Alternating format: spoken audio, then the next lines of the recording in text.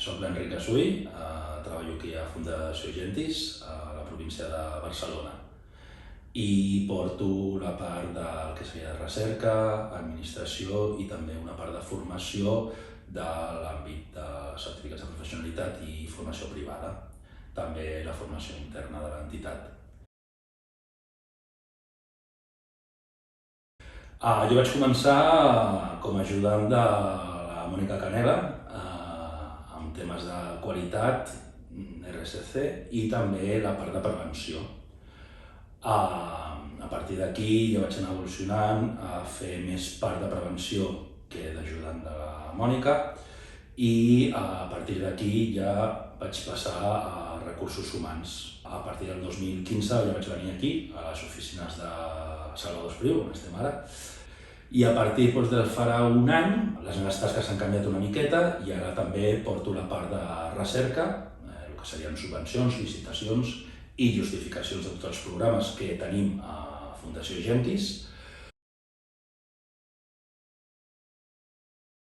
La formació interna sí que és veritat que ha evolucionat i tenim molts més cursos dels que teníem abans i ha sigut una manera que tinguem a les persones treballadores de tot el grup d'entitats actualitzades i formades en aquest sentit. Sí que és veritat que n'hi ha formacions que podríem dir obligatòries, com serien les formacions de PRL, de prevenció de riscos laborals, manipulació d'aliments i altres formacions més específiques pels llocs de treball, d'acord? Però sí que n'hi ha un gran abanico, d'acord, en aquest sentit, de formacions molt més generals que poden agradar a les persones com el treball amb humor, el PNL, criança terapèutica, moltes formacions que han anat sortint. Sí que és veritat que hi ha hagut molta dificultat a l'hora d'organitzar, perquè són cursos en els quals venen molts factors diferents, des dels docents, que són externs i que per tant hem de trobar la manera que ells ens puguin dir dates, hem de trobar també que li vagi bé en els treballadors, ja que en molts casos, algunes entitats, n'hi ha molts torns, i quan dic torns vol dir pot ser torn de matí, torn de tarda, caps de setmana, etc. Llavors, trobar que a tothom li vagi bé a l'horari que tu fas una formació és difícil.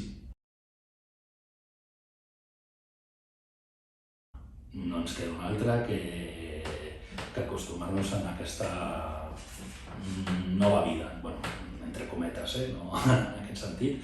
I per tant tenim de saber que no tindrem el mateix contacte, que ja no podrem presentar-nos a una administració pública o a qualsevol lloc sense demanar cita prèvia, que si fem formacions tindran de ser el 90% de les sessions online, però jo crec que no hem de perdre la presencialitat, i més en els programes d'orientació, perquè pensem que nosaltres treballem per les persones. Vull dir, nosaltres, la nostra meta és que aquestes persones que es troben en alguna situació de vulnerabilitat, sigui la que sigui, el que necessiten és un reforç i una ajuda per poder seguir amb el seu camí.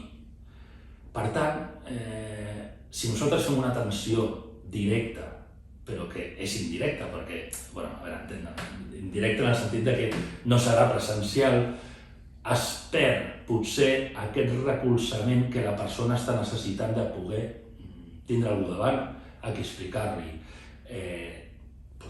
la seva situació, diguem problemes o digue-li com vulguis, però la seva situació, i a partir d'aquí crec que això no s'hauria de perdre del tot. El nostre punt fort és aquesta proximitat que tenim amb les persones i és el que ens dona un valor afegit en aquest sentit.